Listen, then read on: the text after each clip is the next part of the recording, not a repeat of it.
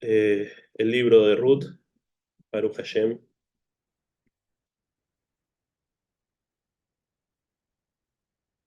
Ahí está.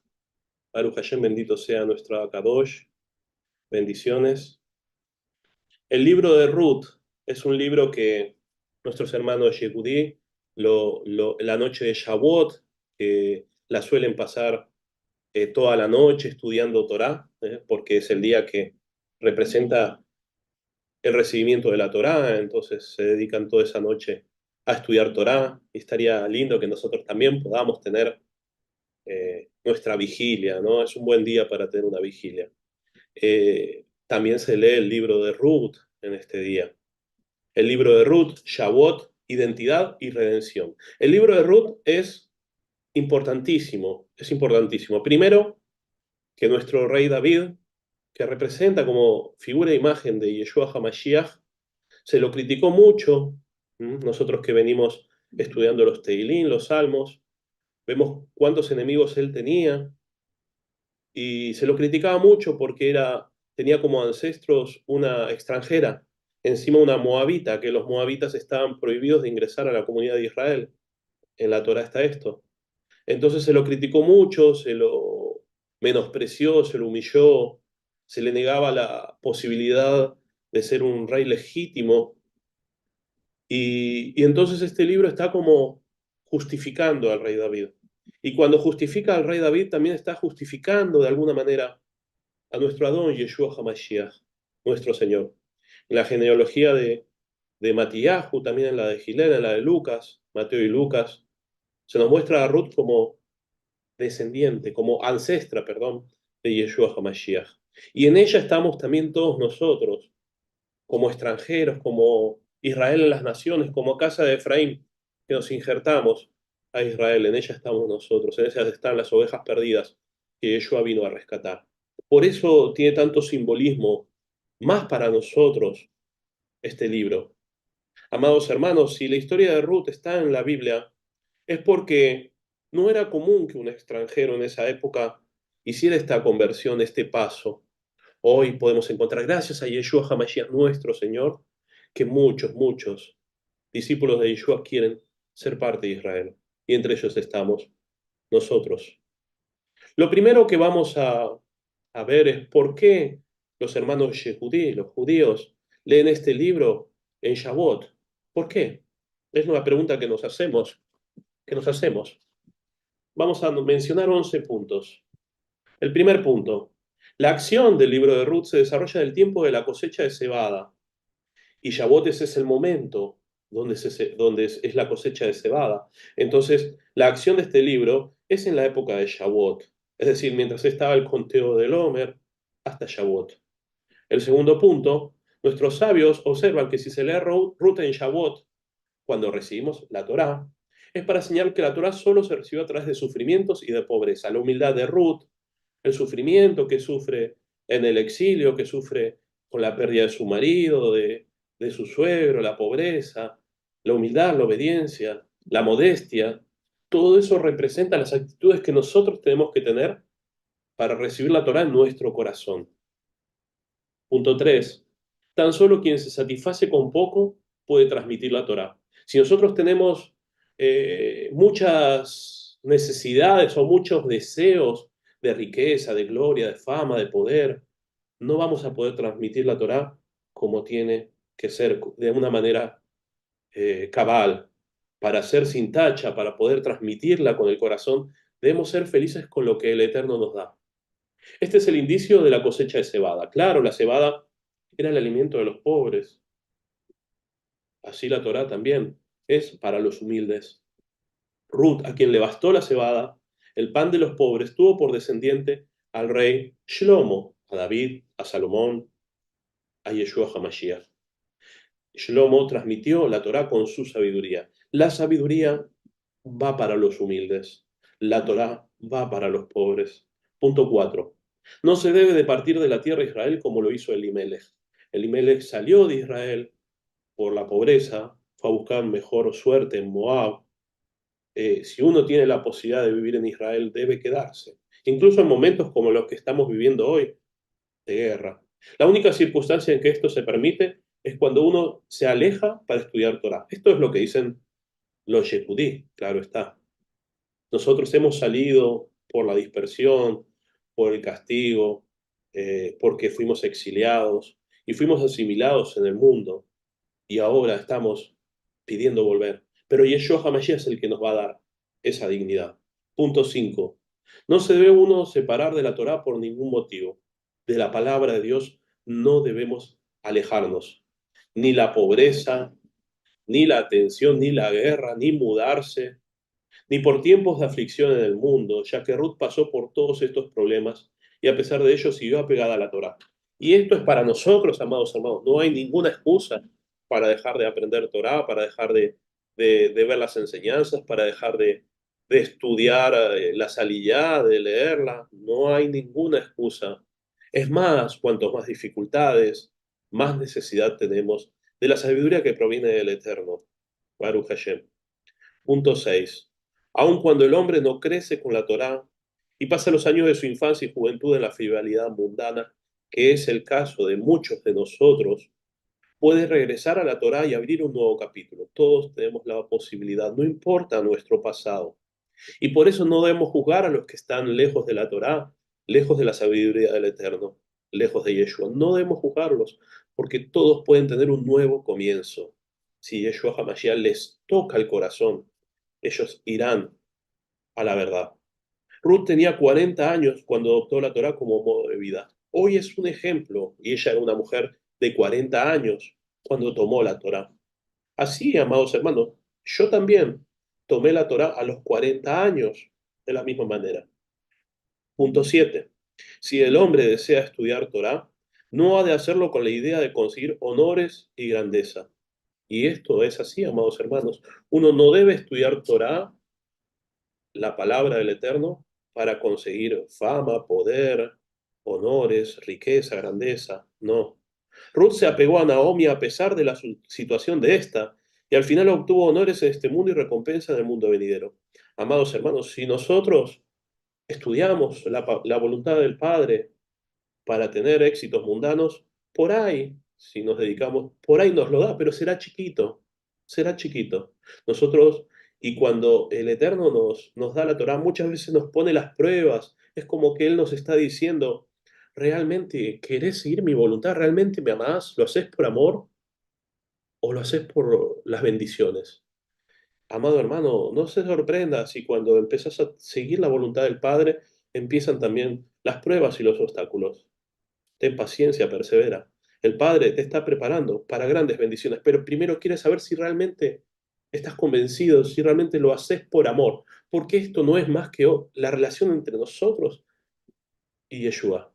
No hay otra cosa en nuestra vida, nosotros y Yeshua. Y Él quiere realmente probarnos que nosotros lo hacemos todo por amor a Él, como respuesta al amor que Él nos dio.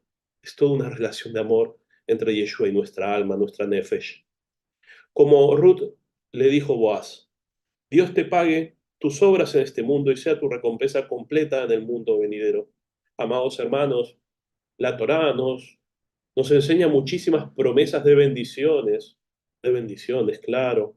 Si nosotros obedecemos la voluntad del Padre, el Eterno nos va a dar sustento para que podamos seguir obedeciendo, transmitiendo su mensaje, ser servidores. Nos va a seguir, nos va a bendecir, no nos va a dejar solos. Pero las promesas del Eterno son muchísimo más grandes para lo que va a venir después con el reinado de Yeshua. Allí seremos completamente satisfechos, no antes. Punto 8. La Megilá, es decir, el rollo de Ruth, viene a enseñar que tal es la intensidad de la luz de la Torá, que los que se convierten abandonan sus vanidades mundanas. Cuando comprendemos la voluntad del Padre y entendemos en nuestro corazón la importancia que es el ser agradables a su mirar, entonces las pequeñas cosas, las vanidades que antes nos importaban nos parecen chiquitas. Ya no tienen la fuerza que tenía antes. Y así, de la misma manera, nosotros nos vamos apegando a la tierra de Israel y sufrimos con las guerras que tiene, con las dificultades, con las persecuciones, sufrimos con Israel. Por más que no estamos cerca, por más que las posibilidades de que vayamos allí sean hoy pequeñas, de la misma manera nosotros sufrimos con Israel. Nuestro corazón no lo podemos evitar. Es la tierra de Yeshua, es nuestra tierra. Esto nos muestra hasta qué punto hemos de honrar la Torá y de esforzarnos a cumplir escrupulosamente todos sus preceptos. Cumplir los mandamientos, seguir las enseñanzas de Yeshua.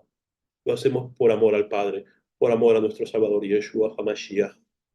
Punto 9. Explican nuestros sabios que hay dos clases de hambres: el hambre de pan, la hambruna, y el hambre de Torá, de conocer la verdad, la emet. El versículo, Pasuk, sucedió en los días del juicio de los jueces, es un indicio referente al estudio de la Torá que iba disminuyendo. La época de Ruth era una época donde el estudio de la Torá era muy bajo. Era la época de los jueces, época donde no había rey, época donde no había unidad en el país, donde cada uno iba por diferentes lugares y se peleaban tribu con tribu. En esa época donde incluso los líderes que se levantan como los jueces, como Shishon, como Jefté, como Gideón, todos los jueces que habían, no seguían la Torá, no. El lema del libro de los jueces es: cada uno hacía su voluntad, o cada uno hacía lo que quería. Esto no nos muestra hasta qué punto, no. En el estudio de la Torah en la época se dice, había hambre en el país. Ese había hambre en el país no es solamente que había hambre por hambruna, por falta de alimento, sino que es que había hambre porque había necesidad de la sabiduría del Eterno. Hoy también, amados hermanos, hoy hay hambre en el mundo, hambre de conocer la verdad, porque el mundo está engañado, pero no se dan cuenta. La mayoría no se dan cuenta y siguen engañados. Debido a ello, el libro de Ruth se lee durante la época de la cosecha, para recordarnos que el estudio de la Torah es un requisito para la prosperidad. Si queremos realmente estar saciados, debemos alimentarnos de Yeshua HaMashiach, de su palabra, de la Dabar. Es la única forma en que realmente estaremos saciados. Y no importa si hoy que estamos en ayuno tenemos hambre y nuestro corazón, nuestro estómago hace ruidito. No importa. Lo importante es que nos alimentamos de su palabra. Estamos saciados en lo profundo de nuestro corazón, porque conocemos la verdad, conocemos a Yeshua, sabemos su voluntad e intentamos ser agradables a su mirar.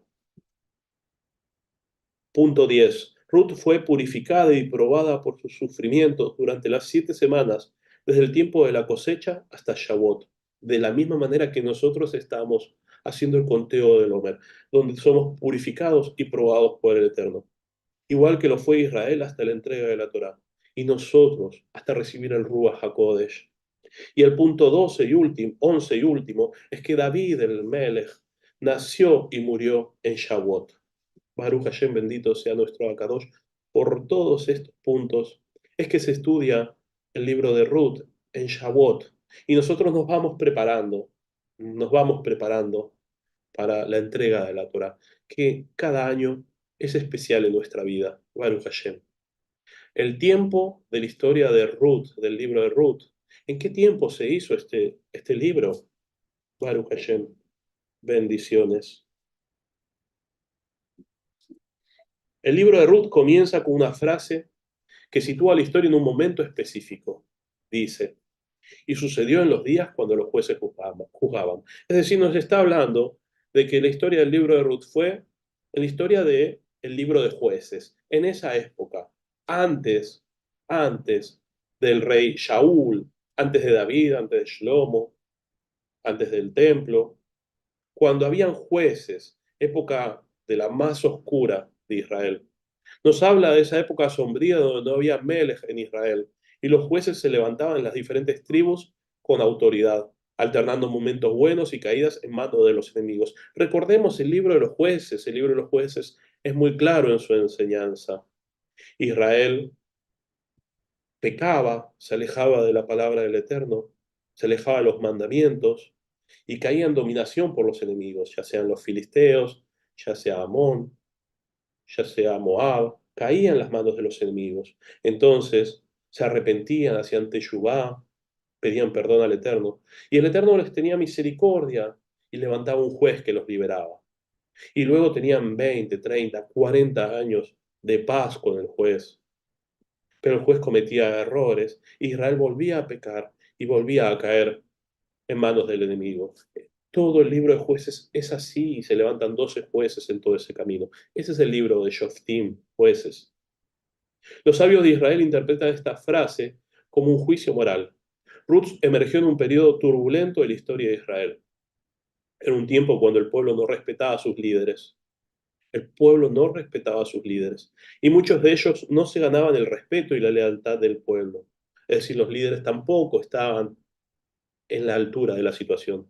Durante ese tiempo el hambre azotó la tierra. No solo hambre material, sino hambre también espiritual. Cuando no hay líderes y no hay discípulos, el alma de Israel está hambrienta con un hambre tan severa o letal como la que el cuerpo siente cuando no se alimenta. Es la misma hambre que Yeshua siente cuando ve al pueblo pobre y dice, me compadezco porque son como ovejas sin pastor. Yeshua HaMashiach siente esa hambre que nosotros tenemos saciada, porque nuestro Roí, nuestro pastor es Yeshua HaMashiach, porque lo tenemos a Él, hambre de Él, hambre de saber que tenemos un Rey, que tenemos quien se compadece de nosotros, quien nos acompaña, quien nos enseña, quien nos libera. Nosotros sabemos, más allá del Robe Jairo, más allá de los ministros, de los servidores, sabemos y cada uno sabe que tiene un Roí, que es Yeshua HaMashiach. Y esa hambre espiritual, la tenemos que tener saciada. Si realmente tenemos emuná en que Él murió, padeció por nosotros, resucitó y que está vivo, si realmente tenemos emuná que Él está vivo, que reina y tiene poder, entonces tenemos esa alma, nuestra alma está saciada. Y tenemos que aprender la palabra, porque Él lo dijo, si me aman, guardarán mis mandamientos. Debemos aprender qué es lo que le agrada a Yeshua. En Matías 9:36 dice, y cuando vio las multitudes tuvo compasión de ellas, porque estaban acosadas y desamparadas como ovejas que no tienen pastor. De la misma manera estábamos nosotros antes de conocerlo a Yeshua. El libro de Ruth es similar en su contexto con dos historias tristes del libro de Shoftim, de jueces. La concubina de Gibea en el capítulo 19, la que mataron y tuvo que enviar partes de su cuerpo el marido a las diferentes tribus para vengarlo. La historia de la atrocidad que llevó a la guerra civil contra Benjamín, con la tribu de Benjamín, resultando con 80.000 muertos. 80.000 muertos. Terrible historia de Israel, capítulo 19 del libro de Shoftim. No es para que la lean los chicos lo que sucede ahí. El ídolo de Mijá, un ídolo que se levanta en Mijá, la tribu de Dan, que llevó a perder una porción de la tribu de Dan. Eso está en el capítulo 18. Es decir, capítulo 18 y 19 del libro de Jueces es terrible, nos muestra lo duro que era esa época, en esos momentos es cuando sucede el libro de Ruth. El escritor del libro de Shoftim relata ese tiempo muy duramente. Dice así, en aquellos días no había rey en Israel, cada persona hacía lo que le placía. Esto aparece en el libro de Jueces, en Shoftim 17:6, en 18:1, en 19:1, en 21:25. Es como el estribillo. Cuando un escritor, un orador tiene un estribillo es porque quiere dejar en claro lo central de lo que está contando, de lo que está ministrando. El estribillo. El estribillo del libro de Jueces es, en aquellos días no había rey en Israel. Cada persona hacía lo que le placía. Y es lo mismo decir que en aquellos días no había Torá en Israel. No había rey, no había Torá. Cada persona hacía lo que le placía. No hacían la voluntad del Padre, sino lo que le placía. Y eso mismo podríamos decirlo el día de hoy. En aquellos días no hay ley en el mundo. Cada persona hacía lo que le placía. Pero nosotros sí vivimos con la ley. Sí vivimos con el amor de Yeshua en nuestro corazón. Sí vivimos recordando, enseñando y obedeciendo las palabras de nuestro Rabí Yeshua HaMashiach. Estos dos sucesos del capítulo 18 y 19 del libro de Shoftim sucedieron cuando no hay líderes o cuando no se los respeta y cada uno hace lo que se le place. Y en ese sentido nosotros debemos tener tanto cuidado de respetar a nuestros líderes. No significa que no se equivoquen, todos nos equivocamos.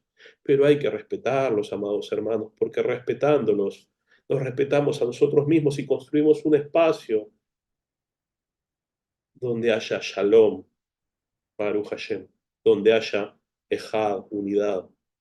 Tiempos difíciles. Los tiempos de hoy también son difíciles. El pueblo critica, juzga y desamerita a sus líderes en la época del libro de Ruth, en la época de los jueces. Cuando la autoridad se quiebra, viene el hambre físico y espiritual. De la misma manera, el enemigo siempre pone en nuestros oídos palabras en contra del que esté liderando. Siempre pone ahí palabras, porque quiere que tengas hambre, que te debilites espiritualmente, que dejes de crecer. Cuando esto sucede, incluso un hombre estudioso, honorable y con recursos, como era Elimelech, que era el suegro de Ruth, el que se fue a Moab, debe irse de su tierra, dejar sus responsabilidades a los demás, huir a los campos de Moab. Elimelech tenía responsabilidades en Israel y se va, abandona. La historia de Ruth es un background, es como un background es algo que está de fondo a la historia también del reinado de la casa de David y por lo tanto también al reinado de Yeshua. Ruth, princesa de Moab, nunca hubiera conocido a un israelita, menos se hubiese casado con uno, si no hubiese sido por la mala situación de Elimelech y de Israel, por la relativa anarquía que había. Una familia de Betlehem, es decir, de Belén, se fue a Moab desencadenando que una princesa moabita se convierta en madre de la realeza davídica. De la misma manera, la casa de Efraín dispersa en las naciones por el pecado de nuestros ancestros, está regresando espiritualmente y con Yeshua será el regreso físico a Israel. Y volveremos con príncipes y princesas. Matriarca de la familia de David es, es Ruth y de nuestro Salvador Yeshua Mashiach. El hambre azotó a Israel. Esto es lo central de la historia de Ruth. Había hambre, hambre, hambre espiritual, hambre física. Elimelech, grande y acaudalado, sintió la responsabilidad que se le demandaba. Abrir sus riquezas para los pobres y hambrientos. Es decir, había hambre en Israel y Elimelech tenía que compartir lo que tenía, pero no aceptó, no quiso compartir, fue egoísta, como muchas personas lo son, y huyó a Moab tratando de conservar su fortuna y su shalom en la mente, los perdió ambos. Pierde la vida, pierde los hijos, pierde todo Elimelech, todo lo pierde por su egoísmo. Incluso casi pierde su identidad de hebrea, porque sus hijos se casaron con extranjeras. Imagínense que Ruth no se hubiese convertido, se perdía todo. La identidad hebrea fue salvada por el sacrificio e idealismo de Ruth, por el Eterno que tocó ese corazón. Incluso sin ella hubiera perdido su descendencia, no hubiese tenido nietos, si no fuera porque Ruth, cuando está con Boaz, por la ley del levirato, le da un hijo a Elimelech, es decir, un nieto. El Eterno, Yahweh Sebaot, detrás de toda la escena, impidió la destrucción del patrón de Betlehem, es decir, impidió que Elimelech se muera sin descendencia. En Matías 1, Pasuk 5 y 6, y Pasuk 16 y 17, dice así: Salmón procreó de Rahab a Boaz, Boaz procreó de Ruth a Obed, Obed procreó a Shishai, y Shishai procreó a rey David. Es decir, de Ruth viene David. El rey David procreó a Shlomo, de la que fue esposa de Uría. Y más adelante, 16 y 17, dice: Jacob procreó a Yosef, esposo de Miriam, de la cual nació Yeshua, llamado el Mesías. De manera que todas las generaciones desde Abraham hasta David son 14 generaciones. Y desde David hasta el exilio de Babel son 14 generaciones. Y desde el exilio de Babel hasta el Mesías son 14 generaciones. Baruch Hashem. Bendito sea nuestro Abacadosh, Yeshua HaMashiach. ¿De dónde? En Devarim 23, del 3 al 4 dice: Ningún hombre amonita ni moabita será admitido en la comunidad de Yahweh. Ninguno de sus descendientes, aún hasta la 10ª generación, será admitido en la comunidad de Yahweh, porque ellos no le ofrecieron alimento ni agua del viaje a ustedes después que salieron de Misraim, y porque ellos alquilaron a Balaam, hijo de Beor, el de Petor de Aram, Naharashim, para maldecirte. Es decir, había un mandamiento, y hay un mandamiento, de que ningún hombre amonita ni moabita puede ser admitido en la comunidad de Yahweh. ¿Y qué significa ser admitido en la comunidad de Yahweh? Que ninguna mujer de Israel se puede casar con una amonita o un moabita, porque eso es admitirlo en la comunidad de Yahweh, ser parte del pueblo a través del matrimonio. Pero nos dice claramente en Devarim 23, ningún hombre lo dice. Sin embargo, a David se lo atacó porque su descendiente, su ancestra era moabita.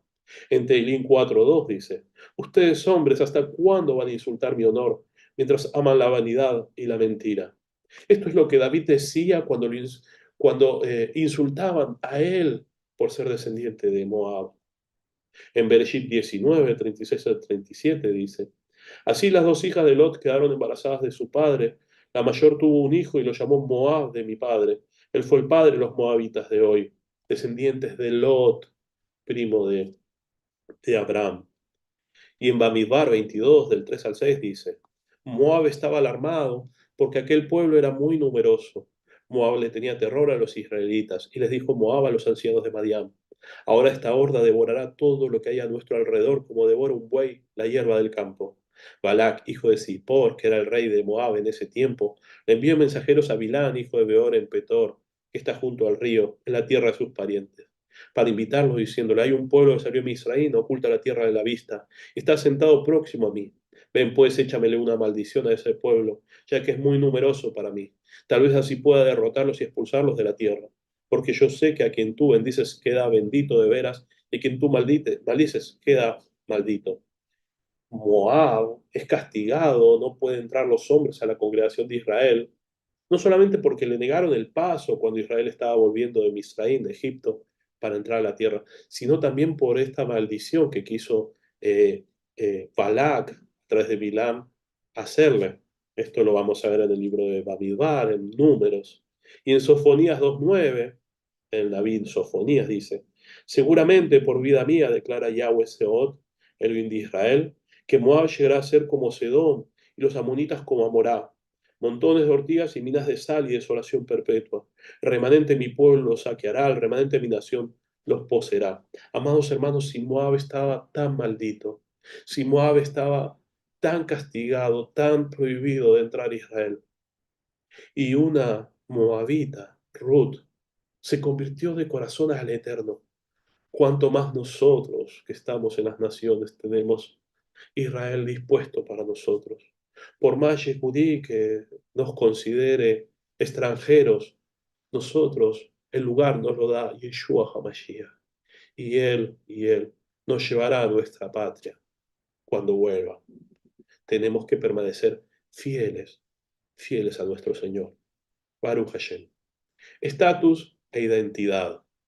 Ruth era conversa o prosélita de Israel. Hoy, si uno quiere insertarse a los judíos y hacerse conversos, tiene que hacer un montón de pruebas, un montón de pruebas. Es dificilísimo. Cierran la puerta. Es más, ustedes, amados hermanos, que son de otros países, no lo tienen, pero en Argentina hay un decreto rabínico que dice que ningún argentino se puede convertir al judaísmo. Y para uno, si es argentino y quiere hacerse judío, tiene que ir a otro país y pasar con un rabino y pasar las pruebas. Lleva muchos años. Es muy difícil. Por eso, amados hermanos, nosotros seguimos a Yeshua HaMashiach. Sabemos que para Él, que lee los corazones, Él sabe quiénes somos parte de sus discípulos, de sus seguidores y quiénes no. Ruth era conversa o prosélita de Israel. Su nombre fue cambiado al casarse con Malón. Si no fuera conversa, no tendría sentido el casamiento levirato, no tendría ese derecho. Es decir, el casamiento levirato, que vamos a ver la ley dentro de poquito, era el casamiento de una viuda que el marido no le dio hijos y tenía el derecho a casarse con un pariente cercano y darle hijos a ese marido fallecido. Entonces, si ella no fuera conversa ni no era prosélita, si no estaba parte de Israel, no hubiese tenido ese derecho. En Ruth 1, 14, 15 dice, Ellas rompieron a llorar otra vez y Orfá se despidió de su suegra con un beso. Pero Ruth se quedó con ella. Ella le dijo, mira, tu cuñada ha regresado a su pueblo y a sus deidades. Vuélvete tú tras ella. El momento donde las dos mujeres, Orfá y Ruth, tienen que decidir y tomar la decisión. Una se va y vuelve a sus dioses, y Ruth se queda en Israel. Cuenta el Midrash y con el único Dios verdadero, Yahweh Sebaot. Cuenta el Midrash que las dos mujeres, Ruth y Orfá, eran princesas moabitas. Esto es el Midrash. Como Elimelech era una familia israelita importante, las casaron y se convirtieron a Israel. Pero al enviudar podían elegir y se ponía a prueba si su conversión era genuina. Es decir, mientras ellas vivieron con sus maridos, se comportaban como hebreas. No era que estaban siguiendo a otros dioses, no, estaban convertidas. Pero al fallecer sus maridos, tenían la opción para ver si realmente se habían convertido o si lo habían hecho para contentar a sus maridos. Orfá volvió a su pueblo y a sus deidades. Ruth eligió a Yahweh y en esa elección tuvo una gran recompensa, tan grande recompensa que hoy, después de más de 3000 años, seguimos mencionando a Ruth como ejemplo de nosotros volviendo a Israel. En Ruth 1, 16, 17 dice, pero Ruth respondió, no insistas en que te deje y que me aparte de ti, porque a donde quiera que tú vayas iré yo, y donde quiera que te alojes me alojaré yo. Tu pueblo será mi pueblo y tu Elohim será mi Elohim. Donde tú mueras moriré yo y allí me sepultarán. Que así más me haga Yahweh si algo que no sea la muerte me separa de ti. Palabras hermosas, amados hermanos, palabras hermosas que hoy, aún hoy, se siguen utilizando cuando alguien se va a casar para el matrimonio. En Shemot 12:49, el libro de Éxodo, dice, habrá una sola ley para el ciudadano y para el extranjero que habita con ustedes. No hay leyes noágidas, no hay dos clases de mandamiento. El que quiere injertarse Israel, el converso, el prosélito, nosotros estamos acercándonos, tenemos una misma ley. En Shemot 22:21 dice, no maltratarás ni oprimirás al extranjero, porque ustedes fueron extranjeros en la tierra de Israel.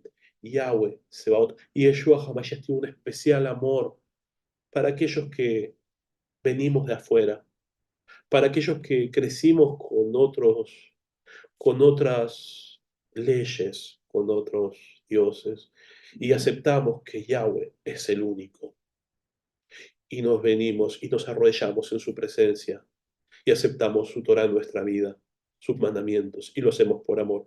Por eso tiene como mandamiento no maltratar ni oprimir al extranjero. Amados hermanos, los hermanos Yehudí deberían estudiar más esta parte. Deberían tratar mejor a los que como nosotros queremos ingresar.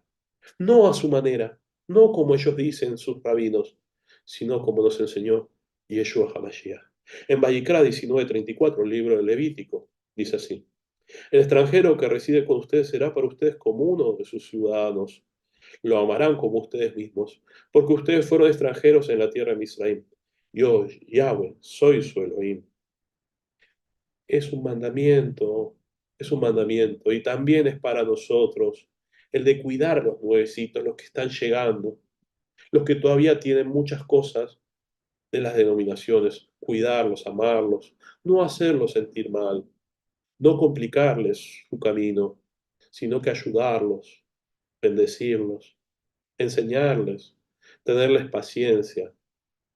Muchas veces sucede que algún hermanito recién llegado en los chats se equivoca y nos manda algo todavía del mundo de afuera. Tenerle paciencia, amarlo, no criticarlo, ni lastimarlo, ni echarlo, amados hermanos. Es natural que todos sintamos como un dolor, como una repugnancia a eso que nosotros dejamos en las denominaciones, como las fiestas paganas, o como todo lo relacionado con la idolatría, pero hay que tenerle paciencia, ese hermano que está llegando. En Vallecara 24:22, Levítico dice, tendrás una norma para el extranjero y el ciudadano por igual, porque yo, Yahweh, soy tu Elohim. Amados hermanos, tantas veces Yahweh nos dice en la Torá que hay una sola Torá, tanto para el ciudadano como para el extranjero. Y sin embargo, los hermanos de Yehudí dicen las leyes no ágidas nos aplican a nosotros. Tantas cosas que los decretos rabínicos contradicen la Torá, contradicciones. Que el Eterno nos libre de los errores y los engaños. Bendito sea Él. Extranjeros, en Bamidbar 15, 14, 15 dice, y cuando a través de las edades un extranjero que tenga residencia entre ustedes, o uno que viva entre ustedes, presente una ofrenda encendida de olor grato a Yahweh, como hacen ustedes, así hará el resto de la congregación. Habrá una misma ley para ustedes y para el residente extranjero. Será una ley perpetua a través de las edades. Ustedes y los extranjeros serán iguales delante de Yahweh. Iguales delante de Yahweh. Esta dignidad nos la va a dar completamente Yeshua HaMashiach. Solo Él puede hacerlo, el Mesías. En Divrei Hayamim Bet, segunda de Crónicas, 32-33 dice, o si un extranjero que no sea de tu pueblo Israel viene de una tierra lejana a causa de tu gran nombre, de tu poderosa mano y de tu brazo extendido, y vino a orar hacia este templo, entonces escucha tú desde tu morada celestial y concédele todo aquello por lo cual el extranjero clame a ti. Así todos los pueblos de la tierra conocerán tu nombre y te reverenciarán, como hace tu pueblo Israel, y reconocerán que tu nombre está ligado a esta casa que he edificado. Y Shlomo, cuando inauguró el templo, ya estaba orando por todos aquellos extranjeros que reconocen al Rey de Israel, a Yahweh Sebaot, y le oran y le piden. Y el eterno Yahweh Sebaot, les puedo asegurar que escucha muchísimo más al que va entrando que al que ya está. Porque lo dijo Yeshua, dejará las 99 que no necesitan, los 99 justos las dejarán y irá a buscar a la que está perdida. Y eso es lo que hace siempre nuestro Adón Yeshua HaMashiach. Amados hermanos, ahora que estamos adentro, estamos y tenemos que contarnos entre los justos, entre los que no necesitan al sanador, entre los que no necesitan a Yeshua para que nos rescate, debemos estar como Él y ayudarlo en su tarea, ir a buscar al que está perdido. Eso es parte también de seguir a Yeshua. En Yesayahu 56, del 1 al 8, Isaías 56 dice, así ha dicho Yahweh, observen lo que es recto y practiquen lo que es justo, porque pronto vendrá mi salvación y se revelará mi justicia. Feliz es el hombre que hace esto, el ser humano que persevera en ello, que guarda el Shabbat sin profanarlo y que aparta su mano a hacer lo malo. Que no diga el extranjero que se ha adherido a Yahweh, Yahweh me mantendrá apartado de su pueblo. Yahweh no nos aparta de Israel. Y que no diga el eunuco, yo soy un árbol seco, porque así ha dicho Yahweh. A los eunucos que guardan mi Shabbatot, que han escogido lo que yo deseo y que abrazan mi alianza, yo les daré en mi casa y dentro de mis muros un monumento y un nombre mejor que el de hijos e hijas. Les daré un nombre eterno que no perecerá. A los extranjeros que se adhieren a Yahweh para ministrarle y para amar el nombre de Yahweh y para ser sus siervos, a todos los que guardan el Shabbat y no lo profanan y que abrazan mi alianza, yo los traeré a mi monte sagrado y los dejaré gozarse en mi casa de oración. Sus ofrendas quemadas y sus sacrificios serán bienvenidos en mi altar, pues mi casa será llamada casa de oración para todos los pueblos. Así declaró Adonai Yahweh que reúne a los rechazados de Israel, aún reunirá a otros más con los ya reunidos. Y estas son las palabras que Yeshua HaMashiach utiliza cuando saca a los vendedores del templo. Yeshua HaMashiach, imaginémoslo, amados hermanos, sintiendo cómo Israel rechaza a los prosélitos, a los extranjeros, y Yeshua HaMashiach constantemente sanando extranjeros. Y Yeshua HaMashiach, por más que vino primeramente a las ovejas perdidas de la casa de Israel, se la pasó y tiene la tarea de reunir a todos los hombres y mujeres de buen corazón y injertarlos en Israel. Mi casa es casa de oración para todos los pueblos. Baruch Hashem, bendito sea nuestro Abacadosh. Hombre nuevo. Así como Ruth se transforma en una mujer nueva, todos nosotros, cuando Yeshua HaMashiach viene por nosotros y lo reconocemos como Señor, somos criaturas nuevas. En Ezequiel 22:7, Ezequiel 22:7 dice, en ti desprecian al padre y a la madre, en medio de ti tratan con abuso al extranjero. En ti explotan al huérfano y a la viuda. Así éramos nosotros. Así era Israel. En Colasillín 3, 1 al 14, Colosenses 3, 1 al 14 dice. Así que si ustedes han resucitado con el Mesías, busquen las cosas de arriba, donde está el Mesías sentado a la diestra de Yahweh. Ocupen la mente en las cosas de arriba, no en las de la tierra. Es lo que estamos haciendo hoy en ayuno y oración. No nos ocupamos de alimentarnos en la tierra, sino del alimento que viene del cielo, su palabra, porque ya ustedes han muerto y su vida está escondida con el Mesías en Elohim. Y cuando se manifiesta el Mesías, nuestra vida, entonces también ustedes se manifestarán con él en la gloria. Por lo tanto, hagan morir lo que hay de terrenal en ustedes: fornicación, impureza, bajas pasiones, malos deseos, avaricia, que es idolatría. A causa de estas cosas viene la ira de Elohim sobre los rebeldes, y ya está viniendo. En ellas anduvieron también ustedes en otro tiempo, cuando vivían entre ellos. Sí, nosotros también estábamos en esos pecados. Por eso debemos ser misericordiosos y no olvidarnos de dónde nos sacó Yeshua, para permitirle a nuevos hermanos ingresar, no importa el pasado que tengan. Pero ahora renuncien también ustedes a todas estas cosas: ira, enojo, maldad, blasfemia y palabras groseras de su boca. No se mientan unos a otros, porque ustedes se han despojado de la vieja personalidad con sus prácticas y se han vestido de la nueva, que se va renovando mediante el conocimiento, conforme a la imagen de aquel que la creó. Debemos ser parecidos a Yeshua HaMashiach en imagen y semejanza. Esto no tiene que ver con ser griego ni judío, incircunciso ni circunciso, extranjero ni ciudadano, esclavo ni libre, sino que el Mesías lo es todo para todos. No importa, amados hermanos, de qué raza, de género seas, lo importante es que seas parecido a Yeshua, como Él. Así que como escogidos de Elohim, consagrados y amados, revístanse de tierna compasión, de bondad, de humildad, de mansedumbre y de perseverancia. Sobrellévense unos a otros y perdónense unos a otros, en caso de que alguien tenga una queja del otro. De la manera que Yahweh los perdonó, así también háganlo ustedes. Debemos aprender a ser como Él, bueno, perdonador, misericordioso, como Yeshua HaMashiach. Lo que hacemos en el conteo del Omer, viéndolo a Él como modelo. Pero sobre todas estas cosas, revístanse de amor, que es el vínculo perfecto.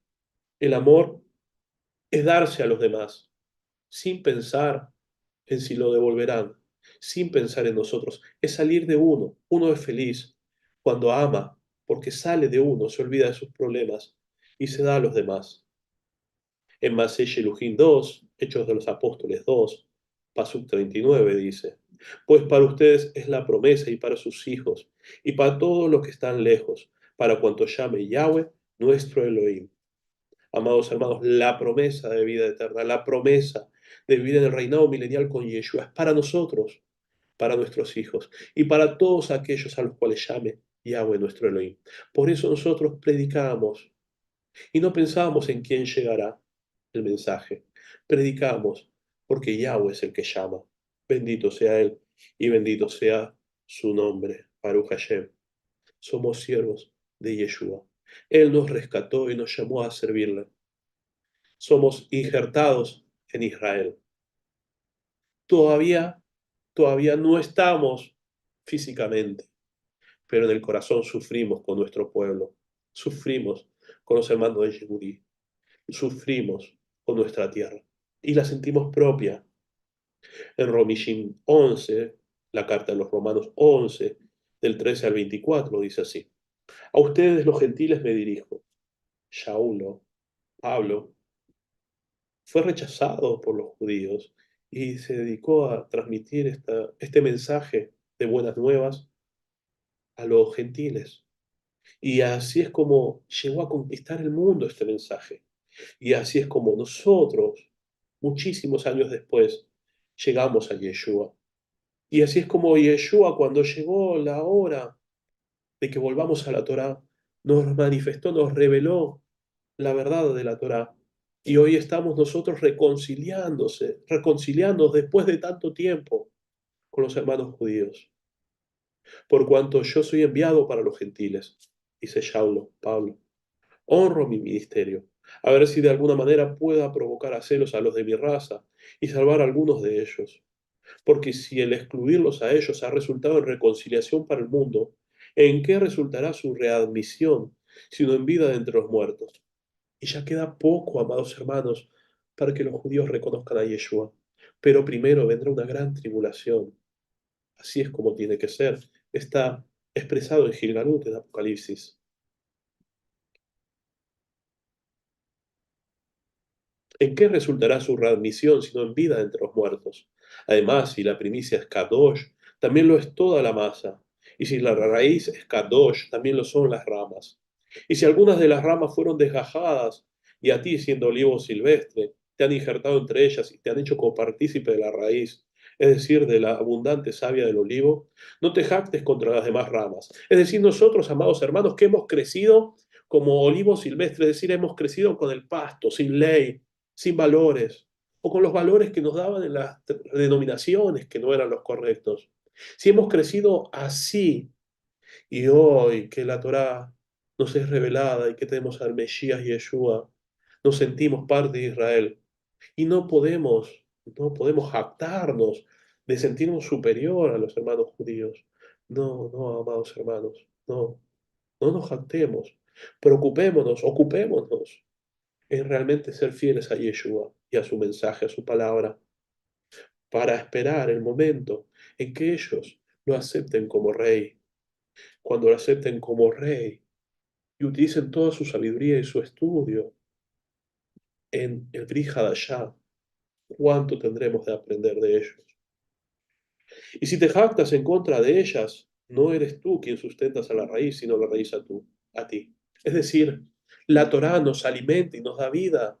No somos nosotros los que sustentamos a la raíz. Es la raíz, la Torá, la que nos da vida. Entonces dirás, a las ramas las desgajaron para injertarme a mí. Sí, muchos judíos han perecido y nos han injertado a nosotros. Está bien, por su incredulidad las desgajaron, pero tú por tu emuná estás firme. Emuná en Yeshua y en su palabra. No te engrías y ten cuidado, porque si Elohim no perdonó a las ramas naturales, a ti tampoco te perdonará. Hay que respetarlo a Yahweh y tenerle temor del Eterno. Considera pues la bondad y la severidad de Elohim. Debemos considerar su bondad y su misericordia, pero también su justicia. Él es justo. De otra manera, la severidad para con los que cayeron, pero la bondad para contigo si permaneces en su bondad. De otra manera a ti también te cortarán. Miren lo que dice Pablo, ¿eh? Y a ellos, a su vez, si no permanecen en incredulidad, los injertarán, porque Yahweh es poderoso para injertarlos de nuevo. Pues si a ti te cortaron del olivo silvestre y contra la naturaleza te injertaron del buen olivo, cuánto más a estos, que son las ramas naturales, los injertarán en su propio olivo. Pensemos por un momento, amados hermanos, que Pablo había sido totalmente rechazado por los hermanos de Yehuda. Es más, ellos lo apresan y lo mandan a morir. Y sin embargo, él nos dice, cuidado, amados hermanos, nos dice a nosotros, los que lo seguimos, a Pablo, a Yeshua, dice, cuidado, hay que seguir amándolos igual. Y es el mensaje que nosotros traemos hoy. Es el mensaje que nosotros tenemos aquí. Hay que amar a Israel, no importa que rechacen al Mesías.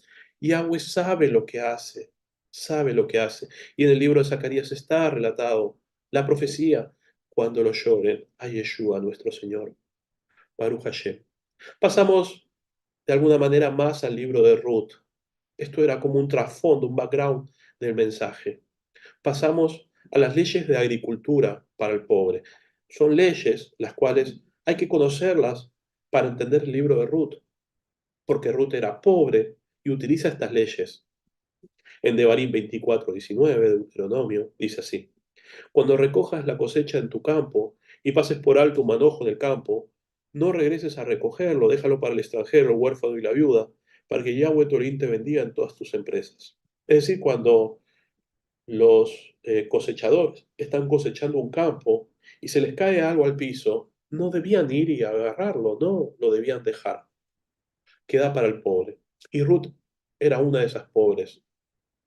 Miremos cómo Yahweh se ocupa y se preocupa y nos da mandamientos para los necesitados. Si todo el mundo en todos lados dejaría el manojo, dejarían para los pobres parte de la cosecha, entonces no habrían tantos pobres hacinados en las ciudades sin trabajo, sino que vivirían en los campos. Si vivirían los pobres en los campos y tendrían su alimento garantizado por la benevolencia de los demás, no habrían pobres y podrían dedicarse al estudio de la voluntad del Padre. Esto es lo que va a suceder en el reinado milenial. Amados hermanos, los pobres existen porque los seres humanos no siguen la Torá. Si siguiéramos todos la voluntad del Padre, expresada en sus mandamientos, no habrían pobres. Sí habría personas necesitadas que deberían alimentarse de las cosechas ajenas, pero no serían pobres, tendrían el alimento y podrían dedicar su tiempo a estudiar la Torá, la voluntad del Padre. Habría dignidad, no habría hacinamiento, no habría delincuencia ni marginalidad. Amados hermanos, el Padre tiene justicia social. El problema es que nosotros no seguimos su voluntad. En Baikra 19, del 9 al 10 dice, cuando recojan la cosecha de su tierra, no debes cosechar hasta los bordes de tu campo, ni recoger el fruto que se cae de tu cosecha. No rebuscarás tu viña, ni recogerás el fruto caído de tu viña. Debes dejarlo para el pobre y el extranjero. Yo, Yahweh, soy su Elohim. Amados hermanos, significa que cuando tienes un campo, una parcela, no debes cosechar los bordes. Aquí no dice cuánto. Si nos vamos, se llama el mandamiento de la pea. Lo mismo en la viña con las uvas. También hay otro mandamiento con el aceite, es decir, con las olivas, con las aceitunas. Y estos mandamientos nos dicen en la Mishnah, que la Mishnah está escrita en el libro, en el siglo primero, segundo, después del Mesías, está anotada las tradiciones que se llevaban, nos dice que era una equivalente al 6%, al 60 por mil, lo que debía dejarse. ¿Eh? Entonces, cuando Yahweh nos da un mandamiento que es inentendible, que uno no lo puede comprender, nos dice, yo, Yahweh, soy su Elohim. Lo que nos está diciendo que yo soy el que cumplo las promesas, el Eterno, ayer, hoy, siempre. Eso es lo que significa Yahweh. Y cuando dice, soy su Elohim, es que yo soy su autoridad y tengo la autonomía y el derecho de decirles cómo deben ser y deben confiar en mí. Así es cuando Yahweh nos dice, yo, Yahweh, soy su Elohim. En Vallicrá 23:22, Levítico 23:22 también dice, y cuando cosechen el producto de su tierra, no deben cosechar todo hasta los bordes de su campo, ni recoger las espigas caídas de su cosecha. Deberán dejarlas para el pobre y el extranjero. Yo, Yahweh, soy su Elohim. Vemos cómo repite este mandamiento. En Devarim 24:21, Deuteronomio, dice, cuando recojas las uvas de tu viña, no repases las plantas para rebuscarlas, déjalas para el extranjero, el huérfano y la viuda. Con las uvas también. Es decir, dejar borde de las esquinas. Lo que se te cae, no recogerlo. En Devarim 14, 28, 29 dice, cada tercer año debes sacar todo el diezmo de tu producto de ese año, pero déjalo dentro de tus asentamientos. Entonces el levita, que no tiene porción hereditaria como tienes tú, y el extranjero, el huérfano y la viuda en tus asentamientos vendrán y comerán hasta saciarse, para que Yahweh tu Elohim te bendiga en todas las empresas que inicies. Ese es el segundo diezmo que en el tercer año se daba a los pobres. También piensa el Eterno. En Devarim 26, 12, 13. En el tercer año y en el sexto año de los ciclos Shemitah de 7 años. En Devarim 26, 12, 13 dice, cuando hayas apartado la 10ª parte de tu campo, en el tercer año, el año del diezmo, y se lo hayas dado al levita, al extranjero, al huérfano y a la viuda, para que coman hasta saciarse en tus poblados, deberás declarar delante de Yahweh tu Elohim. He sacado de la casa la porción consagrada, y se la he dado al levita, al extranjero, al huérfano y a la viuda, tal como me mandaste. No he transgredido ni he descuidado ninguno de tus mandamientos. Amados hermanos, que algún día nosotros podamos decirle al Eterno, he cumplido tu palabra, tal como la ordenaste. No he descuidado ninguno de tus mandamientos. Baruch Hashem. Y ahora vamos con las leyes del levirato. Son otras leyes que debemos entender para comprender el libro de Ruth. En Devarim 25, del 5 al 10 dice, Cuando unos hermanos vivan juntos y uno de ellos muera sin dejar hijos, la viuda del difunto no deberá casarse con un extraño fuera de la familia. Es decir, la viuda eh, no debe casarse fuera de la familia, debe buscar entre los mismos de la familia. Y cuando dice unos hermanos vivan juntos y uno de ellos muera sin dejar hijos, está hablando de que son parte de Israel. El hermano de su esposo deberá unirse a ella, la tomará como esposa y cumplirá su deber de cuñado. Es decir, el mandamiento primero recae sobre los hermanos. Y esto lo vemos en la historia de Tamar, donde Tamar primero se casa con uno de los hijos de Judá, luego pasa al otro, y luego el más chiquito debía casarse con ella, sin embargo Judá se lo niega, y vemos cómo se cumple con Judá mismo, es decir, primero son los hermanos y luego los primos, eh, no es solamente los hermanos. El primer hijo que ella le dé a luz debe llevar el nombre del hermano muerto, para que no se elimine su nombre de Israel. Es decir, bajo todas las leyes, el primer hijo del levirato llevaba el nombre, es decir, era hijo del difunto padre, y continuaba con su legado, con su memoria y con su herencia. Pero si un hombre no quiere casarse con la viuda de su hermano, la viuda de su hermano comparecerá ante los ancianos en la puerta y declarará: el hermano de mi esposo se niega a establecer un nombre en Israel para su hermano, no quiere cumplir su deber de cuñado. Esta humillación, porque es eso, cuando la mujer está diciendo, este hombre no quiere seguir la Torá, está diciendo, se llamaba Jalisá, no quiere hacerle memoria a su hermano. Jalisá se llamaba. Los ancianos de su pueblo lo llamarán y le hablarán. Es decir, lo van a tratar de convencer para que cumpla la Torá. Si él insiste diciendo, no quiero casarme con la viuda de su hermano se acercará a él en presencia de los ancianos, le quitará la sandalia de un pie, le escupirá en la cara y hará esta declaración. Así se le debe hacer al hombre que no quiere levantarle familia a su hermano, y se le conocerá en Israel con el nombre de la familia de descalzado. Amados hermanos, la Torá permite que la persona, que el hermano rechace este casamiento. Permite, le da la posibilidad, pero lo humilla. Se le llamará a la familia de descalzado, porque no aceptó honrar a su hermano. Y se le escupirá en la cara y se le quitará la sandalia. Es tremenda humillación, ¿no? En Bereshit 38, del 6 al 11, el libro de Génesis, dice así: ya Judá consiguió una esposa para él, su primogénito, llamada Tamar. Pero él, el primogénito de Judá, desagradó a Yahweh y Yahweh le quitó la vida. Entonces Yahudá le dijo a Onán: únete a la esposa de tu hermano y cumple tu deber con ella como cuñado y dale linaje a tu hermano. Pero Onán, sabiendo que la descendencia no se contaría como suya, derramaba en tierra siempre que se unía a la esposa de su hermano, para no darle linaje a su hermano. Lo que hizo desagradó a Yahweh y le quitó la vida también. Entonces Yahudá le dijo a su nuera Tamar: quédate como viuda en la casa de tu padre hasta que mi hijo Shelah crezca, porque pensó, este también podría morir como sus hermanos. De modo que Tamar se fue a vivir en la casa de su padre. Ahí vemos como la ley del levirato eh, es muy antigua, incluso antes que la Torá, porque eh, eh, antes de, antes de la Torá ya se estaba cumpliendo en Judá, Baruch Hashem. Redención. En Matías 22, 23, 33 dice: aquel mismo día se le acercaron unos saduceos que dicen que no hay resurrección y le preguntaron a Yeshua: Rabbi, Moshe dijo que si alguno muere sin hijos, su hermano deberá casarse con su esposa para levantarle descendencia a su hermano. Pues bien, había 7 hermanos entre nosotros. El primero se casó y murió, y como no tenía descendencia, le dejó su esposa a su hermano. Lo mismo sucedió también con el segundo y el tercero hasta el séptimo. Y después de todos ellos murió también la mujer. En la resurrección, siendo que ustedes la tuvieron, que todos la tuvieron, ¿de cuál de los 7 será esposa?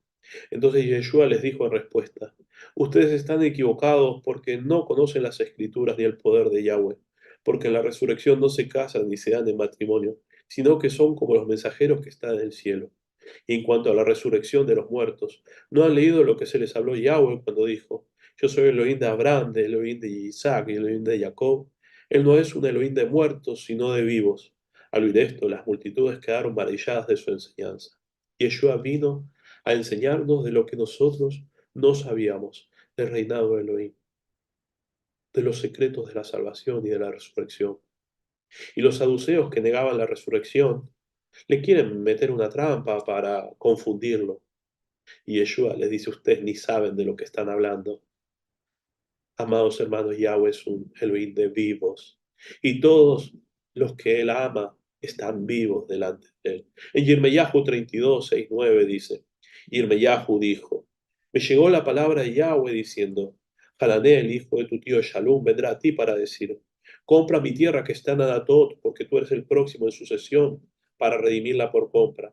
Y tal como había dicho Yahweh, mi primo Hananel vino donde mí al patio de la prisión y me dijo, por favor, compra mi tierra que está en Anatot, en el territorio de Villamín, porque el derecho de sucesión es tuyo. Y tú tienes el deber de redención, cómprala. Entonces comprendí que era verdaderamente la palabra de Yahweh. Así que compré la tierra de Hananel, mi primo, la cual estaba en Anatot.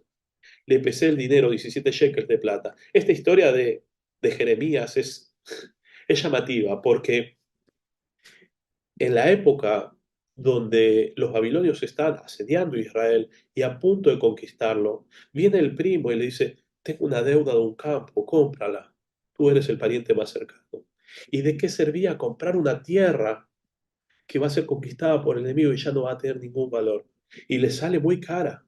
Y Jeremías recibe la palabra de Yahweh que le dice, cómprala, cómprala, y la compra y cumple el deber. Esta ley de redención de la tierra no la habíamos contado hasta ahora, pero también está. Y está justamente en la parashá que nos toca esta semana, la ley de redención de la tierra. Cuando el pariente más cercano tiene, cuando uno llega a la hora del Yobel, del jubileo, y uno tiene la posibilidad de volver a comprar su tierra.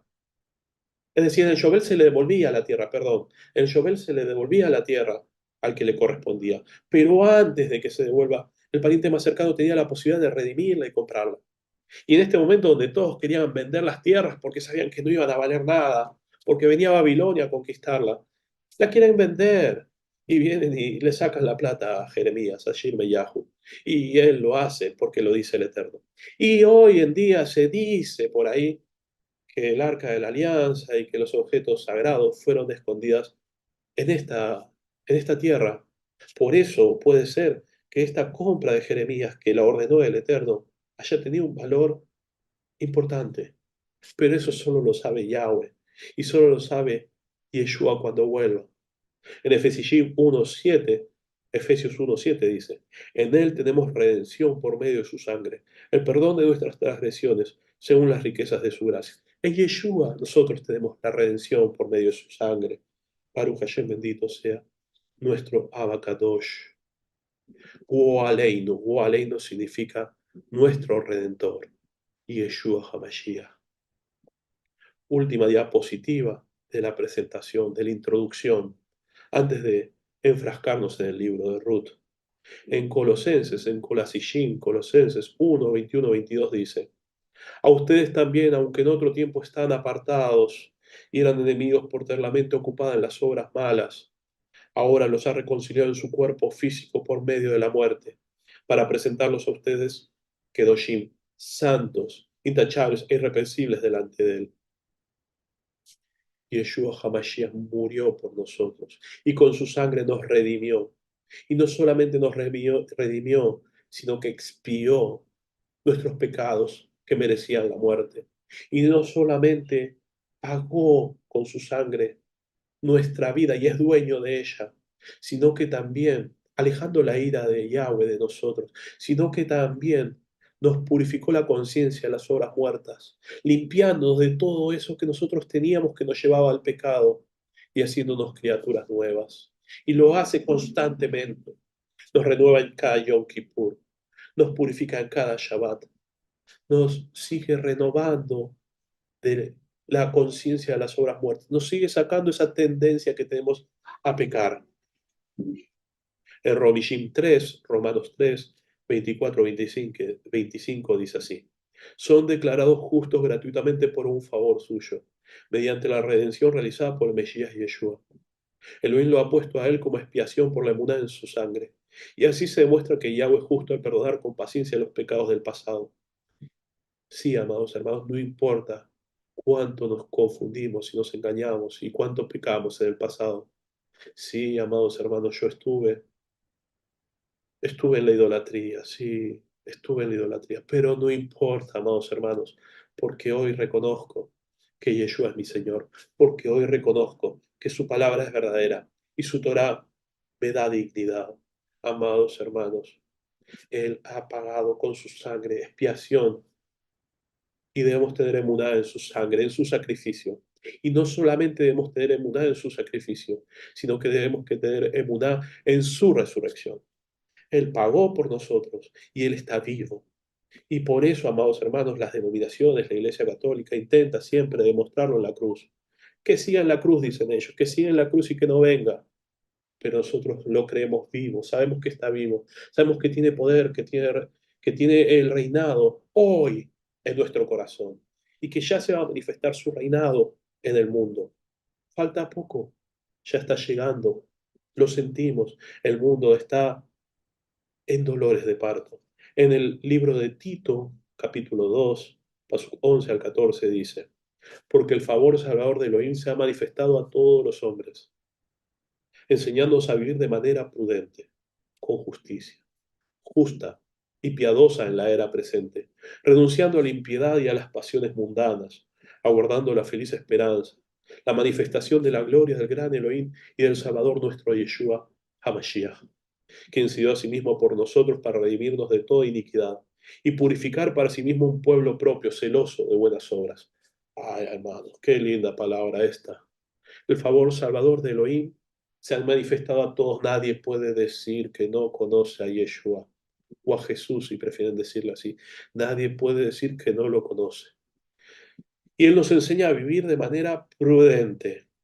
Incluso los que no reconocen la Torá saben que deben comportarse bien, justa y piadosa en la era presente, renunciando a la impiedad, es decir, renunciar a no creer en el Eterno, renunciar a las pasiones mundanas, al egoísmo, aguardando la vuelta de Yeshua, la manifestación de su poder y de su reinado, de Yeshua HaMashiach. En Kefaales, primera de Pedro 1, pasos y 18 y 19 dice, tengan presente que los han rescatado de su vana manera de vivir. Sí, antes nuestra forma de vivir era vana, seguíamos la vanidad, éramos vanidosos, lo que nosotros hacíamos no tenía sentido. Vana manera de vivir. De allí fuimos rescatados, la cual heredaron de sus padres, no con cosas corruptibles como oro o plata, sino con la sangre preciosa del Mesías, como de un cordero sin mancha y sin contaminación. Nosotros no hemos sido rescatados con plata, con oro, con bienes, no. Hemos sido rescatados con la sangre preciosa de Yeshua. En Gálatas 4, 4 y 5 dice, pero cuando vino la plenitud del tiempo, ¿cuándo vino la plenitud del tiempo? Cuando se manifestó Yeshua. Pero cuando vino la plenitud del tiempo, Elohim envió a su Hijo. Al nacer de mujer nació bajo condena legal, para que redimiera a los que estaban bajo condena legal, a fin de que recibiéramos la adopción de hijos. Es decir, somos hijos de Avinu, nuestro Padre, gracias a Yeshua. Él se hizo uno de nosotros para que nosotros pudiéramos ser adoptados como hijos.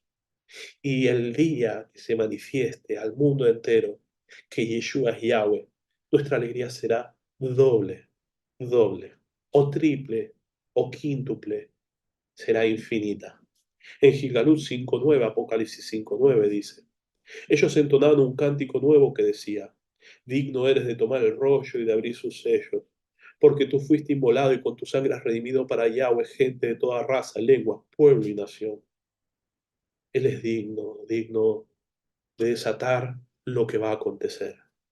El castigo, la ira del Eterno, pero también la redención. Yahweh tiene el poder de al mismo tiempo ejecutar juicio, de castigo, de justicia y de misericordia.